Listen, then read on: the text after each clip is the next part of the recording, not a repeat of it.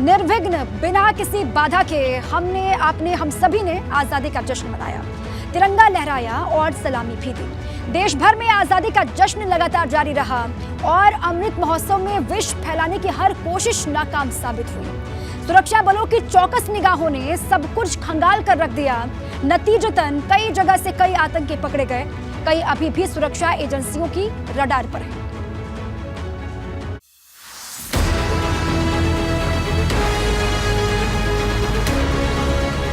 उल्लास और जश्न, सुरक्षा का बड़ा चक्रव्यूह,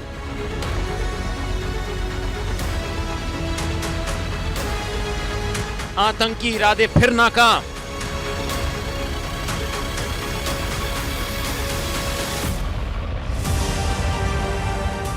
देश भर में आजादी का जश्न जारी है। महोत्सव में विष फैलाने की हर कोशिश नाकाम साबित हुई है। सुरक्षा बलों की चौकस निगाहों ने सब कुछ खंगाल कर रख दिया।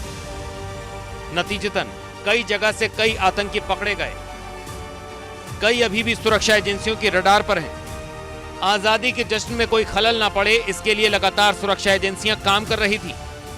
उन्होंने बकायदा पुलिस को बताया था कि आतंकी क्या कर सकते हैं। सुरक्षा एजेंसियों ने पुलिस को बता दिया था कि पाकिस्तान से ड्रोन के जरिए बॉर्डर के रास्ते कुछ आईडीज भारत के अलग अलग हिस्सों में पहुंच चुकी हैं। ड्रोन के जरिए AK-47 समेत कई हथियार पाकिस्तान के जरिए भारत में कुछ जगहों पर पहुंचाए गए। लोन वुल्फ अटैक के इनपुट्स भी सुरक्षा एजेंसियों ने दिए थे। ऐसे में स्क्रीनिंग और चेकिंग बेहद टाइट रखी गई। पतंगों के जरिए अटैक करने का अलर्ट दिया गया था। बैसाखी के जरिए किसी तरह का अटैक का इनपुट दिया गया था। खुफिया एजेंसियों की स्पेसिफिक जानकारी की बदौलत अलर्ट पुलिस ने आतंकियों की हर साजिश को नाकाम कर दिया। इधर सक्रिय सुरक्षा एजेंसियों ने कई आतंकियों को धर दबोचा। NIA ने दिल्ली से ISIS मॉड्यूल की गतिविधियों में शामिल एक आरोपी को गिरफ्तार किया था। उधर यूपी ATS ने सहारनपुर और कानपुर से आतंकी पकड़े। सबसे पहले सहारनपुर से एक आतंकी नदीम को पकड़ा गया। जैश-ए-मोहम्मद और तहरीक-ए-तालिबान का आतंकी मोहम्मद नदीम जेल में है और उसे हाई सिक्योरिटी बैरक में रखा गया है। सहारनपुर से गिरफ्तार किए गए आतंकी के खिलाफ ATS ने लखनऊ में केस दर्ज किया था। जैश-ए-मोहम्मद और तहरीक-ए-तालिबान से जुड़ा एक और आतंकी गिरफ्तार किया गया है। सैफुल्लाह नाम के इस आतंकी की गिरफ्तारी कानपुर से हुई। यह आतंकी सहारनपुर से गिरफ्तार आतंकी नदीम से जुड़ा हुआ था। नदीम की तरह ही सैफुल्लाह भी जैश-ए-मोहम्मद का आतंकी है। कानपुर से गिरफ्तार आतंकी बिहार के मोतिहारी का रहने वाला है। वो फतेहपुर के सैयदबाड़ा मोहल्ले में रह रहा था। सैफुल्लाह वर्चुअल आईडी बनाने में एक्सपर्ट है। सैफुल्लाह ने ही नदीम समेत कई पाकिस्तानी और अफगानिस्तानी आतंकियों को 50 वर्चुअल आईडी बनाकर दी थी। पकड़े गए आतंकी के पिता ने बताया कि उनके बेटे को कब ATS ने अरेस्ट किया है उन्हें नहीं पता है। जब लखनऊ से फोन आया तब उन्हें जानकारी हुई कि उनका बेटा किसी आतंकी संगठन से जुड़ा हुआ है। 3 बजे की बात होगी तो नई बस्ती आबू नगर के लोगों ने हमको फ़ोन किया। उनको कहीं से पता चला होगा कि कुछ अज्ञात लोग कुछ सादे ड्रेस में थे और उन्होंने आपके बेटे को और एक बच्चा और था उनको पकड़ लिया है। तो अब ये भी पता नहीं कि किस जुर्म में पकड़ा, क्या पकड़ा। हम लोग उस दिन से परेशान थे और आज सुबह 7:15 बजे फ़ोन आया लखनऊ से। बहुत कोशिश की गई पता लगाने की इधर उधर। ये आया कि वो बच्चा है आपका यहाँ और आगे कहाँ पर है? लखनऊ में। वहीं मदरसे में तैनात मौलाना ने बताया कि वो इस मदरसे के हेड हैं और हबीबुल इस्लाम यहीं रहता था। वो क्या करता था उन्हें नहीं पता, लेकिन उनके पिता यहाँ टीचर हैं और बच्चों को पढ़ाते हैं।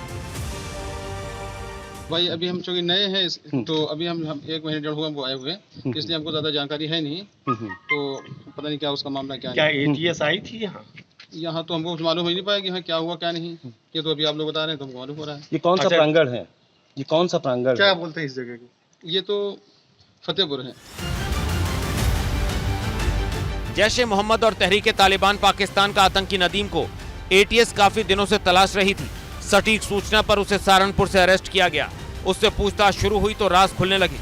फिर उसके टच में रहे सैफुल्लाह को गिरफ्तार किया गया। नदीम के मोबाइल से एक पीडीएफ डॉक्यूमेंट मिली थी जिसमें बम बनाने की जानकारी दी गई है। इस कोर्स का नाम एक्सप्लोसिव कोर्स फिदाई कोर्स है। आतंकी ने बताया कि उसे जैश ने नुपुर शर्मा की हत्या का टास्क दिया था। वह जैश-ए मोहम्मद और तहरीक तालिबान पाकिस्तान के आतंकियों से सीधे संपर्क में था। नदीम किसी सरकारी बिल्डिंग, पुलिस परिसर पर फिदायन हमला करने की फिराक में था। नदीम को अफगानिस्तान और पाकिस्तान में सक्रिय जैश-ए मोहम्मद और तहरीक तालिबान पाकिस्तान के आतंकी स्पेशल ट्रेनिंग देने के लिए पाकिस्तान बुला रहे थे। वो मिस्र के जरिए सीरिया और अफगानिस्तान जाने की भी योजना बना रहा था। नदीम के कुछ रिश्तेदार पाकिस्तान में रहते हैं। वो इसी बहाने पाकिस्तान जाकर आतंकी ट्रेनिंग की कोशिश कर रहा था।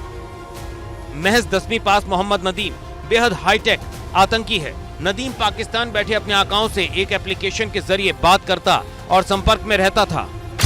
खास बात यह है कि ये ऐप इसने खुद बनाई थी। उसे तहरीक तालिबान पाकिस्तान ने 100 लोगों को फिदायन हमले की ट्रेनिंग देने का टास्क दिया था। 30 लोगों की टीम नदीम के संपर्क में थी जिनके लिए इसने वर्चुअल नंबर बनाए थे।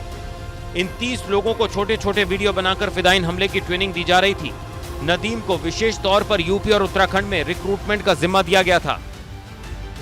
नदीम के मोबाइल से कुछ लोगों के प्रोफाइल डिटेल भी मिले हैं जिन्हें रिक्रूट करने के लिए वह टीटीपी के आतंकी सैफुल्लाह से बात कर रहा था।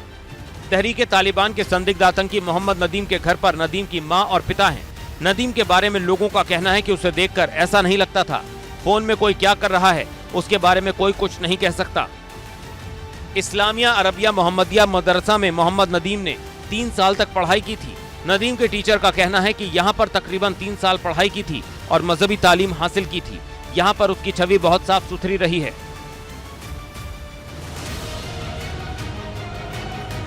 नदीम 15 अगस्त को बड़े धमाके की तैयारी कर रहा था। इससे पहले आजमगढ़ से एटीएस ने ISIS आतंकी सबाउद्दीन आजमी को 9 अगस्त को गिरफ्तार किया था।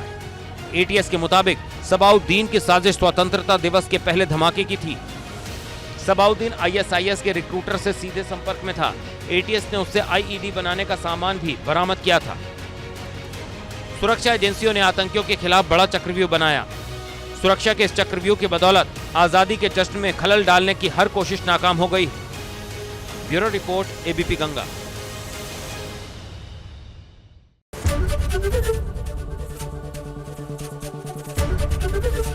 ABP गंगा, खबर आपकी, जुबान आपकी।